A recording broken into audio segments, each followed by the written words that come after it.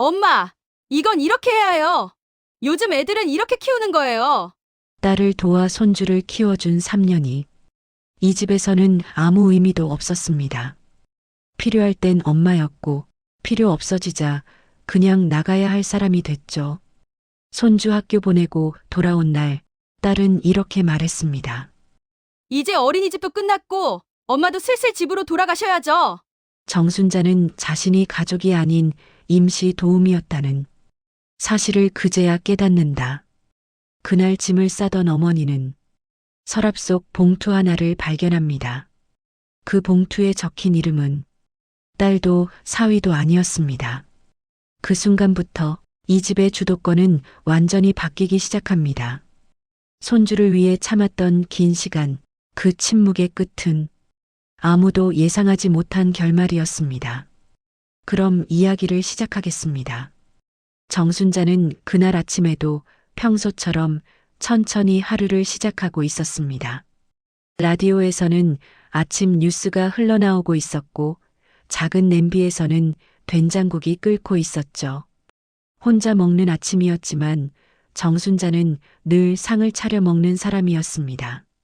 누군가를 위해 살아온 시간이 길다 보니 혼자일 때도 그 습관은 쉽게 사라지지 않았습니다.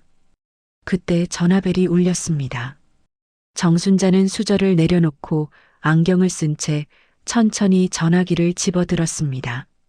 화면에는 딸 미영의 이름이 떠 있었습니다. 이 시간에 전화할 일은 거의 없었기에 정순자는 순간 손이 멈췄습니다. 전화를 받자마자 들려온 미영의 목소리는 평소와 달랐습니다. 말을 꺼내기 전부터 숨이 가쁘게 섞여 있었고 단어 하나하나가 조심스러워 보였죠.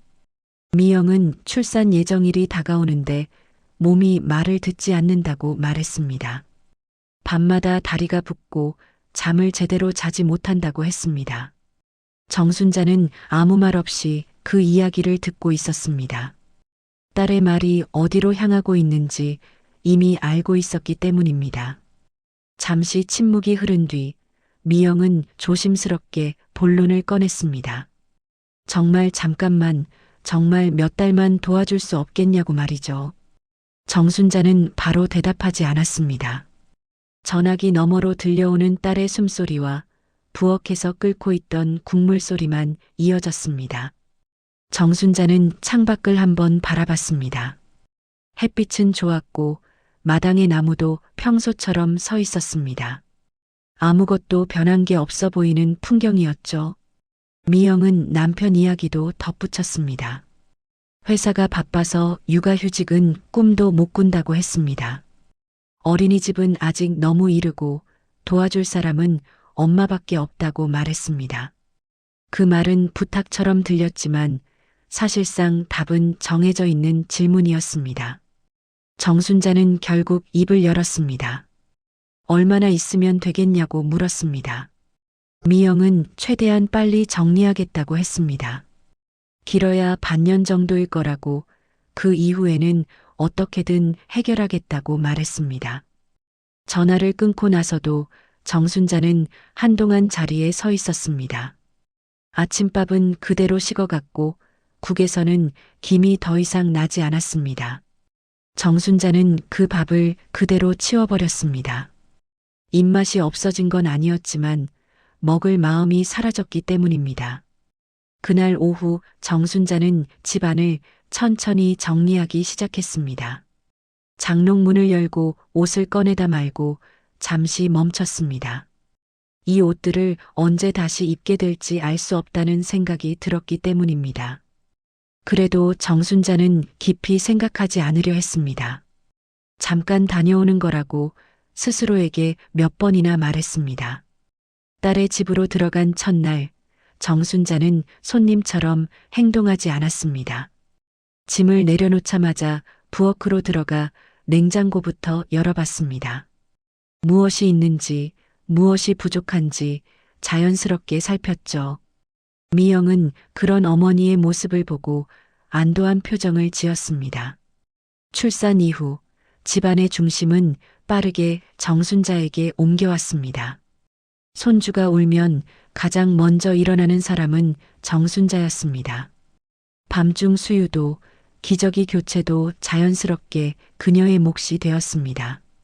미영은 피곤하다는 말을 입에 달고 살았고 상호는 늦게 들어오는 날이 많았습니다. 정순자의 하루는 점점 정해진 틀 안에서 반복되었습니다. 아침은 손주 울음으로 시작되었고 낮에는 집안일이 이어졌습니다. 저녁이 되면 다음날 먹을 것을 준비했습니다. 그 사이에 자신의 시간은 끼어들 틈이 없었습니다. 사위 상호는 어머니에게 고맙다는 말을 하기는 했습니다. 하지만 그 말은 상황을 바꾸지는 못했습니다. 집안의 모든 균형은 이미 정순자를 중심으로 돌아가고 있었죠. 정순자는 그 사실을 알고 있었지만 말하지 않았습니다. 가끔은 밤에 혼자 앉아 생각에 잠기기도 했습니다. 자신이 지금 딸을 돕고 있는 건지 아니면 딸의 삶을 대신 살아주고 있는 건지 스스로에게 묻기도 했습니다. 하지만 그런 생각은 오래 붙잡지 않았습니다. 지금은 필요한 시기라고 엄마가 참으면 된다고 다시 마음을 접었습니다. 그렇게 정순자는 아무 계약서도 아무 약속도 없이 딸의 집에서의 삶을 시작하고 있었습니다. 그리고 그 시작이 생각보다 훨씬 길어질 것이라는 사실을 아직은 아무도 말해주지 않았습니다. 정순자는 어느 순간부터 날짜 감각이 흐려졌습니다. 오늘이 며칠인지 무슨 요일인지 굳이 확인하지 않아도 하루는 같은 모양으로 흘러갔기 때문이죠. 아침 6시 손주의 뒤척임에 먼저 눈을 뜨고 몸을 일으켰습니다. 알람은 필요 없었습니다. 작은 신음소리만 들려도 귀가 먼저 반응했습니다. 부엌불을 켜고 냄비를 올리는 동작은 거의 자동이었습니다.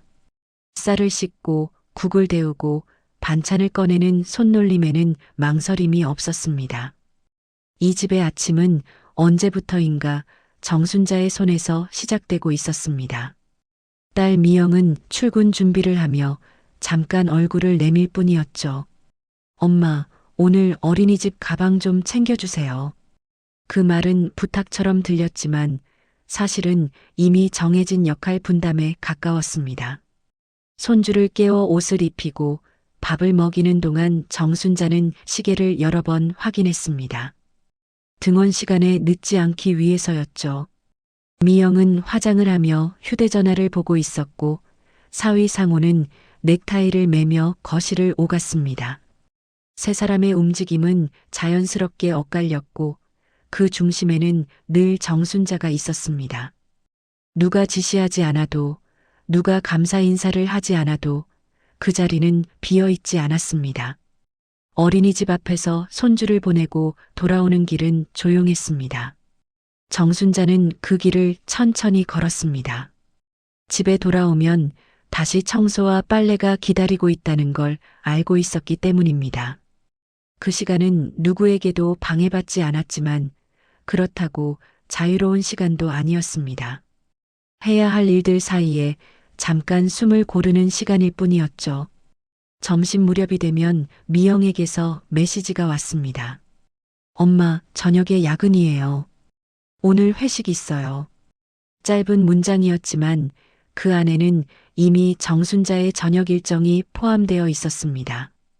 정순자는 별다른 답장을 하지 않았습니다. 그저 냉장고를 열고 저녁 메뉴를 머릿속으로 정리했을 뿐이죠. 손주가 어린이집에서 돌아오면 집안은 다시 분주해졌습니다. 가방을 내려놓고 간식을 챙기고 씻기는 일까지 모두 정순자의 몫이었습니다. 손주는 할머니를 가장 먼저 찾았고 그 품에서 가장 오래 머물렀습니다. 정순자는 그 모습을 보며 피곤함을 잊으려 했습니다. 그래도 이 아이만큼은 자신을 필요로 하고 있다는 생각이 들었기 때문입니다. 저녁 시간이 가까워지면 정순자는 부엌에 서 있었습니다. 불 앞에 서 있는 시간이 길어질수록 허리는 뻐근해졌지만 잠시 쉬지는 않았습니다. 미영과 상우가 돌아왔을 때 따뜻한 밥상이 차려져 있어야 한다고 생각했기 때문입니다. 그 생각은 누가 강요한 것도 아니었지만 어느새 기준이 되어 있었습니다. 식사 자리에서 대화는 주로 회사 이야기로 흘러갔습니다. 정순자는 그 옆에서 손주의 밥을 챙기며 조용히 앉아 있었습니다. 누군가 말을 걸면 대답은 했지만 대화의 중심에 서지는 않았습니다. 그 자리는 이미 다른 사람들의 몫처럼 느껴졌기 때문입니다. 정순자는 그 사실을 불편해하면서도 애써 외면했습니다. 어느 날 작은 일이 있었습니다. 정순자가 손주의 옷을 세탁기에 넣는 것을 깜빡한 날이었죠. 미영은 출근 준비를 하다 그 사실을 알아차리고 짜증 섞인 목소리를 냈습니다. 엄마, 이런 건 좀 신경 써주세요. 그 말은 크게 화난 목소리는 아니었지만 정순자의 마음에는 오래 남았습니다. 정순자는 그날 밤 쉽게 잠들지 못했습니다. 자신이 실수한 건 맞다고 생각했습니다. 하지만 그 실수 하나가 왜 그렇게 크게 느껴졌는지는 설명하기 어려웠습니다. 그 이유는 아마도 자신이 이 집에서 도와주는 사람이 아니라 당연히 해야 하는 사람이 되어가고 있다는 걸 느꼈기 때문이었죠. 사위 상호는 그 상황을 보고도 아무 말하지 않았습니다. 갈등을 피하려는 태도였을 수도 있고 대수롭지 않게 여겼을 수도 있습니다. 정순자는 그 침묵이 오히려 더 무겁게 느껴졌습니다. 누군가 한마디만 해줬어도 마음이 덜 상했을 것 같았기 때문입니다. 며칠이 지나도 분위기는 달라지지 않았습니다. 미영은 여전히 바빴고 상호는 여전히 늦었습니다. 손주는 여전히 할머니를 찾았고 집안의 일들은 계속 반복되었습니다. 정순자의 하루는 쌓여만 갔고 누적된 피로는 쉽게 빠지지 않았습니다. 어느 날 문득 정순자는 자신의 수첩을 펼쳤습니다. 그 안에는 미뤄진 병원 예약 날짜가 여러 번 지워진 흔적으로 남아 있었습니다. 정순자는 펜을 들었다가 다시 내려놓았습니다. 지금은 시간이 없다는 생각이 먼저 들었기 때문입니다. 자신의 일은 늘 나중으로 밀리는 게 자연스러워졌습니다. 그렇게 정순자는 이 집에서 가장 오래 깨어 있고 가장 늦게 쉬는 사람이 되어가고 있었습니다. 그리고 그 자리가 누군가에게는 너무나 편안한 일상이 되고 있다는 사실을 정순자는 조금씩 그러나 분명하게 느끼기 시작하고 있었습니다. 정순자는 어느 날부터 집안의 공기가 달라졌다는 걸 느끼고 있었습니다. 소리가 커진 것도 아니고 말다툼이 생긴 것도 아니었죠. 다만 자신을 대하는 딸의 시선이 미묘하게 달라졌다는 점이 가장 먼저 느껴졌습니다.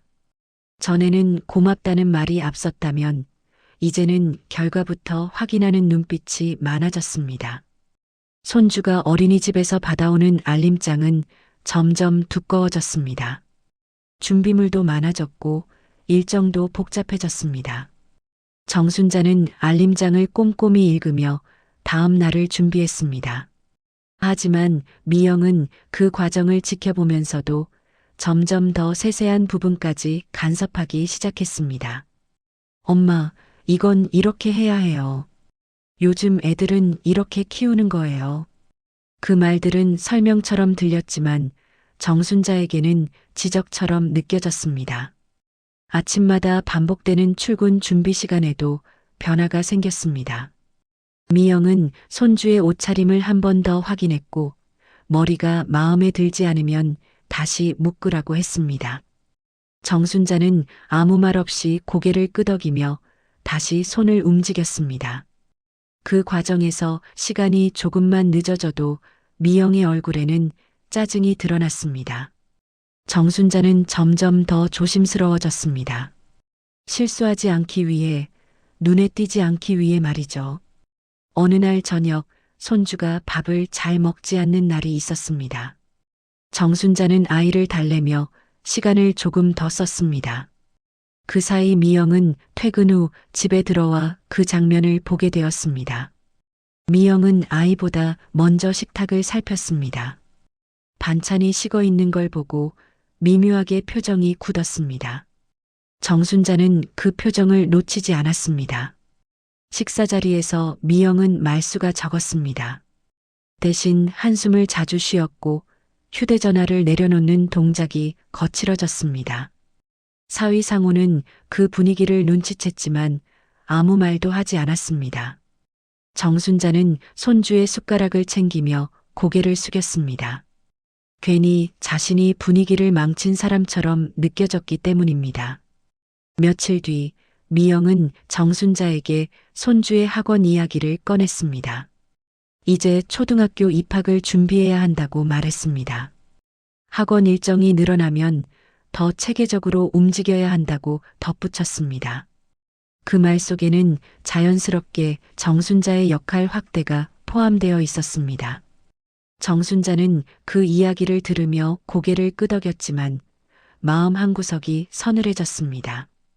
그날 밤 정순자는 자신의 방에서 혼자 앉아 있었습니다. 이 집에 들어온 지 얼마나 되었는지 계산해 보려다 말았습니다.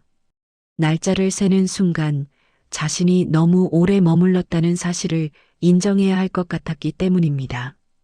정순자는 스스로에게 아직은 괜찮다고 말했습니다. 손주가 아직 어리니까 지금은 필요하니까 말이죠. 하지만 다음 날 작은 사건이 하나 더 생겼습니다. 정순자가 병원에 다녀오겠다고 말한 날이었습니다.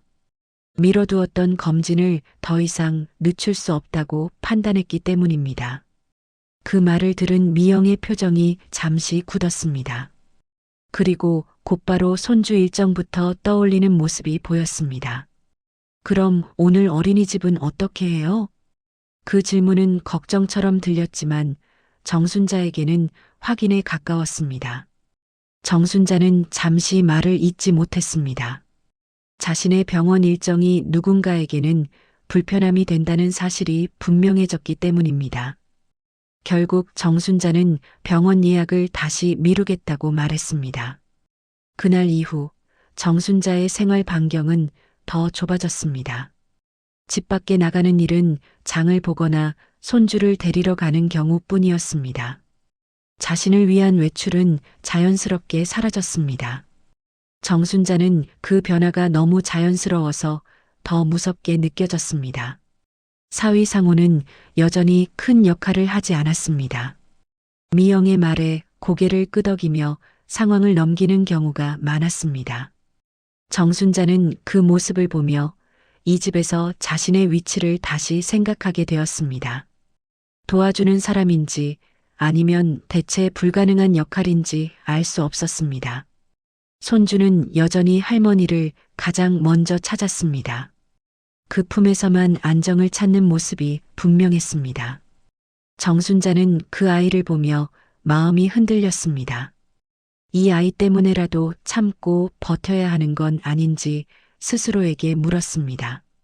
그러나 동시에 이 집에서 자신이 점점 사람이 아니라 기능처럼 취급받고 있다는 사실도 부정할 수 없게 느끼고 있었습니다. 그리고 그 느낌은 아직 말로 꺼내지 않았을 뿐 이미 선을 넘고 있었습니다. 정순자는 그날 아침에도 평소처럼 먼저 일어나 있었습니다. 창밖은 흐렸고 햇빛은 거의 들지 않았습니다. 날씨 때문인지 마음 때문인지 몸이 유난히 무겁게 느껴졌죠. 정순자는 잠시 식탁에 앉아 숨을 고르다 천천히 부엌으로 향했습니다. 손주는 아직 자고 있었고 집안은 드물게 조용했습니다. 아침밥을 준비하면서도 정순자의 손은 예전만큼 빠르지 않았습니다. 칼을 쥔 손목이 시큰거렸고 허리를 굽히는 동작도 한 번 더 쉬어가야 했습니다. 정순자는 그 사실을 스스로에게 들키지 않으려는 듯 아무 일 없다는 표정을 지었습니다. 이 집에서는 아픈 티를 내는 것도 조심스러워진 지 오래였기 때문입니다. 미영은 평소보다 일찍 거실로 나왔습니다. 출근 준비를 하면서도 자꾸 시계를 확인하고 있었죠. 상호는 그날따라 말수가 적었고 신문을 넘기는 소리만 간간히 들렸습니다. 정순자는 그 어색한 공기를 느끼며 괜히 마음이 불안해졌습니다. 손주를 깨워 아침을 먹이고 옷을 입히는 동안 미영은 계속해서 무언가를 고민하는 표정이었습니다. 말을 꺼낼 듯 하다가 삼키기를 몇 번이나 반복했죠. 정순자는 그 모습을 보고도 모른 척했습니다. 괜히 먼저 물었다가 듣고 싶지 않은 말을 들을 것 같았기 때문입니다. 손주를 학교에 보내고 돌아온 뒤 미영은 정순자에게 차 한 잔을 내왔습니다. 그 행동이 오히려 낯설게 느껴졌습니다. 평소라면 각자 바쁜 시간에 그런 여유는 없었기 때문이죠. 정순자는 컵을 두 손으로 잡고 조용히 앉아 있었습니다. 잠시 침묵이 흘렀습니다. 그 침묵은 길지 않았지만 정순자에게는 유난히 무겁게 느껴졌습니다. 미영은 숨을 한번 고르고 나서 입을 열었습니다. 말투는 최대한 부드럽게 유지하려는 듯 보였습니다. 이제 손주도 학교에 잘 적응하고 있고 예전처럼 하루 종일 돌봄이 필요한 시기는 지났다고 말했습니다. 어린이집과 학교 일정도 어느 정도 자리를 잡았다고 덧붙였습니다. 그 말 하나하나는 틀린 말이 아니었습니다. 그래서 더 반박하기 어려웠죠. 미영은 말을 이어가며 이제 엄마도 엄마의 생활로 돌아가셔야 하지 않겠냐고 했습니다. 집에 가서 쉬시고 친구들도 만나고 그동안 못했던 것들을 하셨으면 좋겠다고 말했습니다. 표정은 배려하는 딸처럼 보였습니다. 정순자는 그 말을 듣는 동안 아무런 표정도 짓지 않았습니다. 컵 속의 차는 이미 식어가고 있었지만 손은 놓지 않았습니다. 돌아가셔야죠라는 말이 머릿속에서 계속 맴돌았습니다. 부탁도 아니고 상의도 아닌 말처럼 느껴졌기 때문입니다. 사위 상호는 그 대화 내내 옆에 앉아 있었습니다. 하지만 눈을 마주치지 않았고 어떤 말도 보태지 않았습니다. 그 침묵은 동의처럼 느껴졌습니다. 정순자는 그 사실이 더 마음에 남았습니다. 정순자는 천천히 고개를 끄덕였습니다. 알겠다고 말했습니다. 그 말은 동의라기보다는 더 말을 이어가고 싶지 않다는 표시에 가까웠습니다. 미영은 그 대답에 안도한 듯 보였습니다. 대화는 그렇게 끝났습니다. 방으로 돌아온 정순자는 한동안 문을 닫지 못하고 서 있었습니다. 이 집에서 자신의 방이라 부를 수 있는 공간이 사실은 임시로 내어준 자리였다는 생각이 들었기 때문입니다. 정순자는 조용히 문을 닫고 침대에 앉았습니다. 짐을 정리해야겠다는 생각이 들었습니다. 그 생각은 갑작스러웠지만 이상하게도 자연스럽게 받아들여졌습니다. 정순자는 옷장을 열고 하나씩 옷을 꺼내기 시작했습니다. 이 집에서 입었던 옷과 가져왔지만 거의 입지 못한 옷이 섞여 있었습니다. 서랍을 정리하다가 봉투 하나가 눈에 들어왔습니다. 처음 보는 봉투는 아니었지만 지금까지는 깊이 들여다볼 생각을 하지 않았던 것이었습니다. 정순자는 잠시 손을 멈췄습니다. 이상하게도 가슴이 조여오는 느낌이 들었기 때문입니다. 봉투를 열어보지는 않았습니다. 아직은 그럴 마음의 준비가 되지 않았기 때문이죠. 정순자는 봉투를 다시 서랍 안쪽으로 밀어 넣었습니다. 하지만 그 봉투의 존재는 머릿속에서 사라지지 않았습니다. 그날 저녁 정순자는 평소보다 일찍 불을 껐습니다. 손주를 재우고 나서도 거실로 나오지 않았습니다. 미영과 상호는 아무 일 없다는 듯 하루를 마무리하고 있었습니다. 그 모습은 정순자의 마음을 더 조용하게 만들었습니다. 정순자는 어둠 속에서 천장을 바라보며 누워 있었습니다. 이 집에서의 시간이 이렇게 정리되는구나 하는 생각이 들었습니다. 길게 머물렀지만 끝은 너무 간단했습니다. 그리고 그 순간 정순자는 처음으로 분명하게 느끼고 있었습니다. 자신이 이 집에서 필요할 때만 존재했던 사람이라는 사실을 말이죠. 정순자는 새벽에 눈을 떴습니다. 평소보다 이른 시간이었지만 다시 잠들 수는 없었습니다. 어제 들었던 말들이 밤새 머릿속을 떠다녔기 때문이죠. 돌아가셔야죠 라는 말이 조용히 그러나 분명하게 가슴을 눌렀습니다. 정순자는 천천히 몸을 일으켰습니다. 거실로 나가 물 한 컵을 마셨습니다. 집안은 고요했고 모두 잠들어 있었습니다. 이 집에서 이렇게 조용한 시간을 갖는 것도 오랜만이라는 생각이 들었습니다. 방으로 돌아온 정순자는 다시 옷장 앞에 섰습니다. 짐을 싸야겠다는 생각이 더 이상 미뤄지지 않았기 때문입니다. 옷을 하나씩 꺼내 접다 보니 이 집에서 입었던 옷들이 훨씬 많다는 사실이 눈에 들어왔습니다. 그동안 자신의 집에 거의 돌아가지 않았다는 증거 같았죠. 서랍을 정리하던 중 어제 보았던 그 봉투가 다시 눈에 들어왔습니다. 서랍 가장 안쪽에 끼워져 있었고 다른 서류들에 눌려 있었습니다. 정순자는 한동안 그 봉투를 바라보기만 했습니다. 괜히 열었다가 더 마음이 복잡해질까 두려웠기 때문입니다. 하지만 이미 마음은 결정을 내리고 있었습니다. 정순자는 봉투를 꺼내 조심스럽게 열었습니다. 안에는 여러 장의 종이가 가지런히 들어 있었습니다. 한 장씩 꺼내어 읽기 시작했습니다. 처음에는 내용이 잘 들어오지 않았습니다. 익숙하지 않은 용어들과 숫자들이 눈에 먼저 들어왔기 때문입니다. 정순자는 안경을 다시 고쳐 쓰고 천천히 글자를 따라갔습니다. 그러다 문득 자신의 이름이 반복해서 등장하는 걸 발견했습니다. 정순자라는 이름이 문서 상단과 서명란에 분명히 적혀 있었습니다.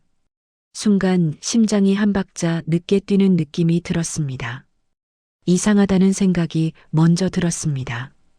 통장 사본, 계약 관련 문서, 그리고 대출과 관련된 서류들이었습니다. 모든 명의는 정순자 앞으로 되어 있었습니다. 정순자는 기억을 더듬기 시작했습니다. 몇 년 전 미영이 다급하게 찾아왔던 날이 떠올랐습니다. 그때 미영은 집 문제로 잠깐만 도움을 달라고 했었습니다. 은행에서 서류를 처리해야 하는데 명의가 하나 더 필요하다고 말했던 기억이 났습니다. 잠시만 이름을 빌려달라고 곧 정리될 일이라고 했던 말도 함께 떠올랐습니다. 정순자는 그때 깊이 묻지 않았습니다. 딸이니까 설마 문제될 일은 아니라고 믿었기 때문입니다. 서류를 더 읽어내려가며 정순자는 점점 상황을 이해하기 시작했습니다. 이 집이 유지될 수 있었던 이유가 무엇이었는지, 왜 그동안 큰 문제 없이 넘어갈 수 있었는지가 이 종이들 속에 고스란히 담겨 있었습니다. 정순자는 그 사실을 이제서야 마주하고 있었습니다. 손이 떨렸지만 종이를 내려놓지는 않았습니다. 분노가 먼저 치밀기보다는 허탈함이 앞섰습니다. 자신이 어떤 역할을 하고 있었는지, 그동안 왜 이 집에서 쉽게 내칠 수 없는 존재였는지, 모든 퍼즐이 맞춰지는 느낌이었습니다. 정순자는 서류를 다시 봉투에 넣지 않았습니다. 이번에는 가방 안쪽에 조심스럽게 챙겼습니다. 짐을 싸는 손길이 조금 달라졌습니다. 서두르지도 않았고 망설이지도 않았습니다. 이제는 무엇을 가져가야 할지 분명해졌기 때문입니다.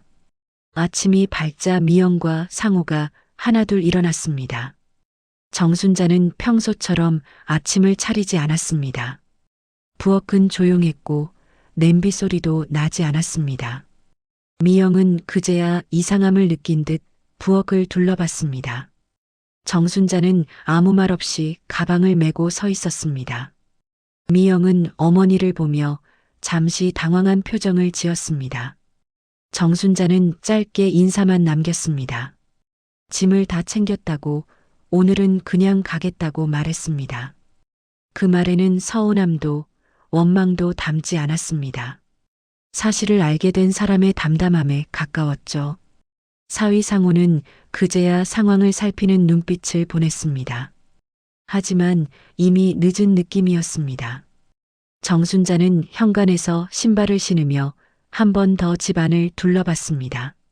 3년 동안 살았던 공간이었지만 마지막 장면은 너무 간단했습니다. 문을 나서기 전 정순자는 잠시 가방 손잡이를 꽉 쥐었습니다. 이 집에서 나가는 이유가 더 이상 필요 없어서만은 아니라는 걸 스스로는 잘 알고 있었기 때문입니다. 집 밖으로 나오자 차가운 공기가 얼굴을 스쳤습니다. 정순자는 깊게 숨을 들이마셨습니다. 마음 한구석이 아프긴 했지만 동시에 묘한 평온함도 느껴졌습니다. 이제는 자신이 선택해야 할 차례라는 걸 알았기 때문입니다. 그리고 그 선택은 조용히 그러나 분명하게 이 가족의 균형을 흔들기 시작하고 있었습니다. 정순자는 자신의 집으로 돌아온 첫날 밤을 거의 뜬 눈으로 보냈습니다. 익숙한 천장이었지만 이상하게도 낯설게 느껴졌습니다. 딸의 집에서 쓰던 얇은 이불 대신 오래된 두툼한 이불을 덮고 누워 있었죠.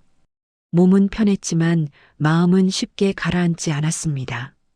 아침이 되자 집안은 지나치게 조용했습니다. 손주의 울음소리도 부엌에서 들리던 발소리도 없었습니다. 정순자는 잠시 그대로 앉아 있다가 천천히 일어났습니다. 누군가를 먼저 챙기지 않아도 되는 아침은 오랜만이었습니다. 부엌에 들어가 물을 올리다가 정순자는 문득 멈췄습니다. 그동안 자신은 늘 누군가의 일정에 맞춰 움직여왔다는 사실이 떠올랐기 때문입니다. 오늘은 어디에 가지 않아도 되었고 누구의 허락도 필요하지 않았습니다. 그 자유가 낯설어 한동안 가만히 서 있었습니다. 정순자는 식탁에 앉아 가방을 열었습니다. 어제 챙겨온 봉투를 다시 꺼냈습니다. 종이를 한 장 한 장 다시 살펴보며 내용을 차분히 정리했습니다. 처음 봤을 때보다 글자가 더 또렷하게 들어왔습니다. 감정이 조금 가라앉자 상황이 분명하게 보이기 시작했기 때문입니다. 정순자는 메모지에 날짜와 숫자를 적어 내려갔습니다. 언제 서류에 서명했는지, 어떤 이유로 이름을 빌려줬는지 하나씩 떠올렸습니다. 기억은 생각보다 정확했습니다. 그날 딸의 표정과 목소리까지 함께 떠올랐죠. 그때는 정말 잠깐일 거라고 생각했습니다. 명의만 잠시 빌려주면 금방 해결될 일이라고 믿었습니다. 무엇보다 딸이었기 때문에 의심하지 않았습니다. 그 선택이 이렇게 무거운 의미로 돌아올 줄은 상상하지 못했습니다. 정순자는 그날 낮에 동네를 한 바퀴 돌았습니다. 집 앞 슈퍼에 들러 장을 보고 오래 연락하지 못했던 친구에게 안부 전화를 했습니다. 친구는 반가워하며 언제 한번 얼굴 보자고 했습니다. 그 짧은 대화만으로도 마음이 조금 풀리는 느낌이 들었습니다. 집으로 돌아오자 휴대전화가 울렸습니다. 화면에는 미영의 이름이 떠 있었습니다. 정순자는 바로 받지 않았습니다. 벨소리가 멈출 때까지 가만히 지켜봤습니다. 지금은 아직 말을 나눌 준비가 되지 않았기 때문입니다. 그날 저녁 다시 전화가 왔습니다. 이번에는 상호였습니다. 정순자는 잠시 망설이다가 전화를 받았습니다. 상호의 목소리는 평소보다 낮고 조심스러웠습니다. 무슨 일이냐고 묻는 말이 먼저 나왔습니다. 정순자는 짧게 대답했습니다. 몸이 좀 피곤해서 집에 왔다고 말했습니다. 상호는 더 묻지 않았지만 그 침묵 속에는 설명을 기다리는 기색이 담겨 있었습니다. 정순자는 그날 통화는 거기까지로 끝냈습니다. 밤이 깊어갈수록 정순자의 마음은 점점 단단해졌습니다. 예전 같았으면 미안한 마음이 먼저 들었을 상황이었습니다. 하지만 지금은 달랐습니다. 미안함보다 정리해야 할 일이 더 중요해졌기 때문입니다. 다음 날 아침 휴대전화가 다시 울렸습니다. 이번에는 낯선 번호였습니다. 정순자는 한 번 더 숨을 고르고 전화를 받았습니다. 전화기 너머에서는 차분한 목소리가 들려왔습니다. 금융기관에서 연락을 드렸다고 했습니다. 상대는 정순자의 명의로 되어 있는 건에 대해 확인이 필요한 사항이 있다고 말했습니다. 서류 보완과 일정 조율이 필요하다고 덧붙였습니다. 정순자는 그 말을 조용히 들었습니다. 놀라움보다는 예상했던 일이 온 것 같다는 느낌이었습니다. 통화를 마친 뒤 정순자는 잠시 소파에 앉아 있었습니다. 손은 가볍게 떨렸지만 마음은 이상하게 차분했습니다. 이제 더 이상 미룰 수 없다는 사실이 분명해졌기 때문입니다. 문제는 이미 움직이기 시작했고 그 중심에는 자신의 이름이 있었습니다. 오후가 되자 미영에게서 메시지가 왔습니다. 엄마, 은행에서 전화 왔어요. 짧은 문장이었지만 다급함이 느껴졌습니다. 정순자는 바로 답장하지 않았습니다. 무엇을 어떻게 말할지 이미 마음속에서 정리하고 있었기 때문입니다. 잠시 후 다시 전화가 걸려왔습니다. 이번에는 미영이었습니다. 목소리는 평소보다 높았고 말이 빨랐습니다. 무슨 일이냐며 왜 이런 연락이 오냐고 물었습니다. 정순자는 그 질문을 조용히 들었습니다. 정순자는 감정을 섞지 않고 말했습니다. 자신도 이제서야 정확히 알게 되었다고 했습니다. 서류를 확인했고 필요한 절차는 밟을 생각이라고 덧붙였습니다. 그 말은 협박도 비난도 아니었습니다. 미영은 잠시 말을 잇지 못했습니다. 전화기 너머로 숨소리만 들렸습니다. 정순자는 그 침묵 속에서 딸이 처음으로 상황의 무게를 느끼고 있다는 걸 알았습니다. 그동안 당연하다고 여겼던 기반이 흔들리고 있었기 때문입니다. 통화를 마친 뒤 정순자는 창가로 다가갔습니다. 밖에는 사람들이 각자의 속도로 지나가고 있었습니다. 그 모습은 평범했지만 정순자에게는 새롭게 보였습니다. 이제는 다시 자신의 속도로 걸어갈 수 있다는 생각이 들었기 때문입니다. 정순자는 깊게 숨을 들이마셨습니다. 두려움이 전혀 없는 것은 아니었습니다. 하지만 그 두려움보다 이제는 물러서지 않겠다는 마음이 더 컸습니다. 그리고 그날 이후 이 가족의 관계는 이전과는 다른 국면으로 접어들고 있었습니다. 정순자는 약속 시간보다 조금 일찍 도착해 있었습니다. 집 근처 작은 카페였고 평소라면 굳이 오지 않았을 곳이었습니다. 사람들 눈에 잘 띄지 않는 자리였지만 창가 쪽이라 햇빛은 들어왔습니다. 정순자는 그 자리에 앉아 두 손을 무릎 위에 올려두고 조용히 기다리고 있었습니다. 잠시 후 문이 열리며 미영과 상우가 함께 들어왔습니다. 두 사람은 주위를 한번 둘러본 뒤 정순자를 발견하고 다가왔습니다. 미영의 얼굴은 많이 굳어 있었고 상우는 평소보다 더 말이 없었습니다. 셋은 서로 인사를 나누고 앉았지만 쉽게 말을 꺼내지는 못했습니다. 잠깐의 침묵 끝에 미영이 먼저 입을 열었습니다. 목소리는 조심스러웠고 말은 천천히 나왔습니다. 미영은 은행에서 연락을 받았다고 말했습니다. 상황이 생각보다 심각하다는 것도 알게 되었다고 했습니다. 정순자는 그 이야기를 끊지 않고 끝까지 들었습니다. 미영은 그제야 고개를 숙였습니다. 그동안 어머니에게 제대로 설명하지 못했던 점에 대해 사과했습니다. 당시에는 정말 급했고 다른 방법이 보이지 않았다고 말했습니다. 정순자는 그 말을 들으며 고개를 끄덕이기는 했지만 표정은 크게 변하지 않았습니다. 정순자는 차분하게 말을 꺼냈습니다. 자신이 화가 나서 이 자리에 나온 것은 아니라고 했습니다. 다만 이제는 분명히 정리하고 싶다고 말했습니다.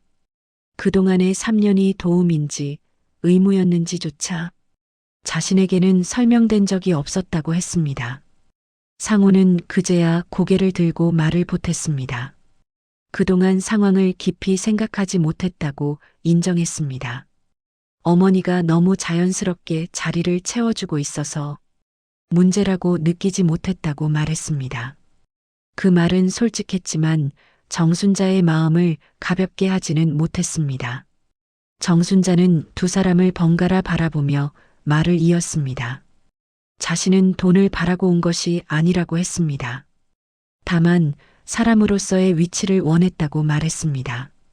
필요할 때만 불리고 필요 없으면 돌아가야 하는 존재가 아니라 가족으로서 존중받고 싶었다고 했습니다.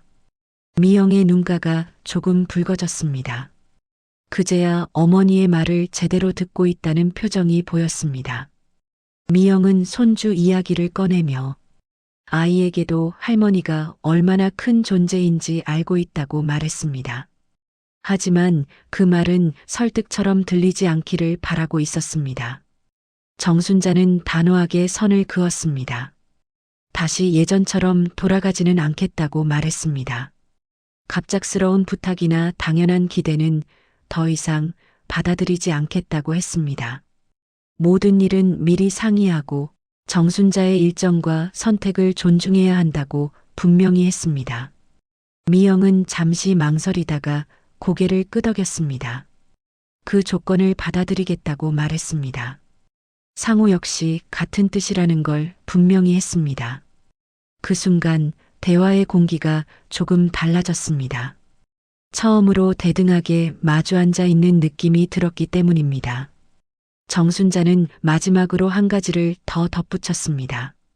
서류 문제는 감정과 분리해서 처리하겠다고 말했습니다. 필요한 절차는 법과 원칙에 따라 진행할 생각이라고 했습니다.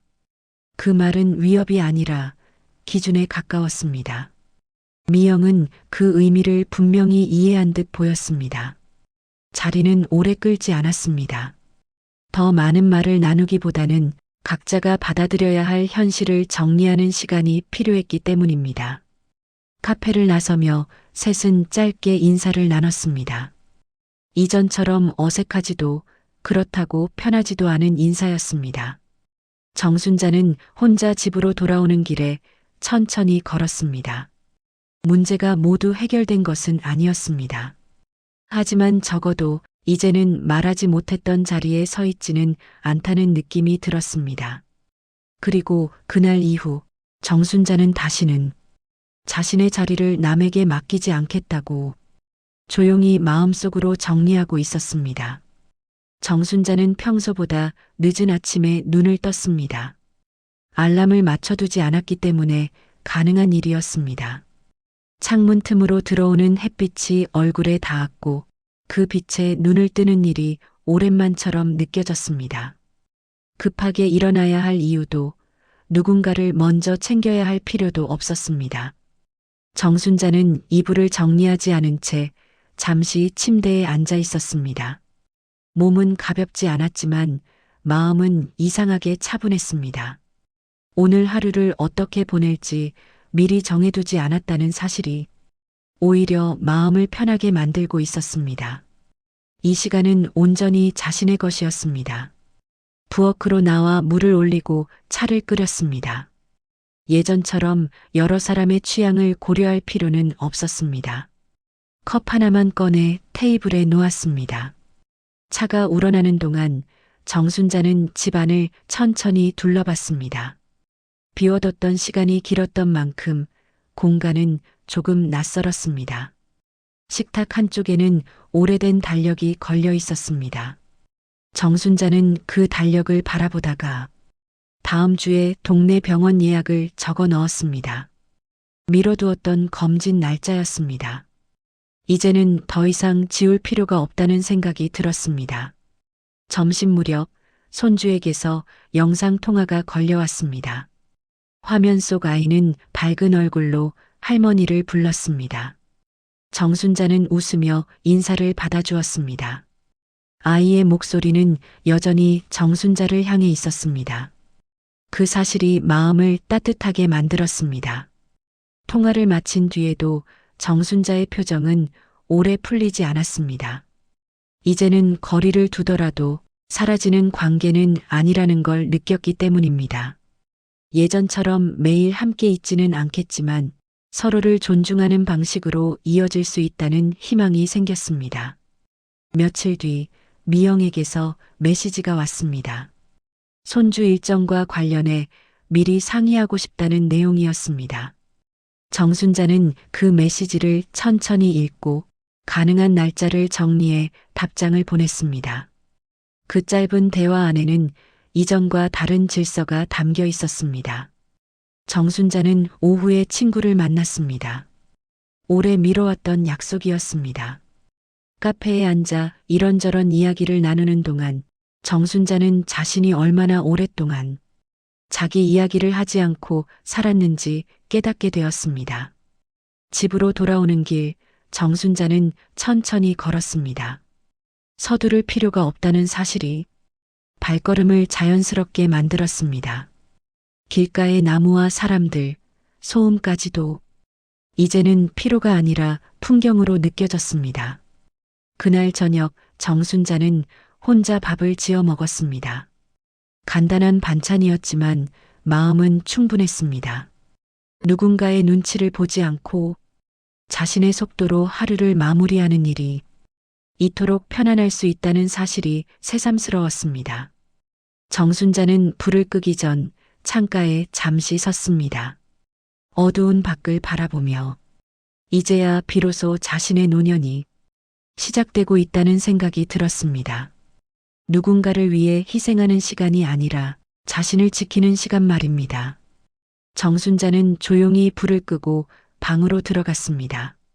내일을 걱정하지 않아도 되는 밤이었습니다. 그리고 그 밤은 정순자에게 오래 기다려온 평온의 시작이 되고 있었습니다.